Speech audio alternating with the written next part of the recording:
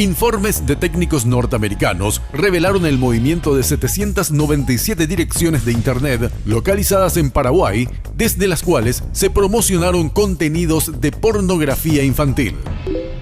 No puede ser que Paraguay, ciudadanos paraguayos, estén dando me gusta a una oferta sexual de niños y que ellos estaban compitiendo quién tiene más me gusta. La situación desató la inquietud sobre cuán cerca están estos psicópatas sexuales de los niños paraguayos. Son mucho más peligrosos que los esquizofrénicos. Hay gente que le tiene miedo al loco que va caminando por la calle. No, ese probablemente no le haga nada. Peligro en las redes, este miércoles a las 22 horas en un nuevo especial de Primera Mano. Solo aquí, por Red Guaraní.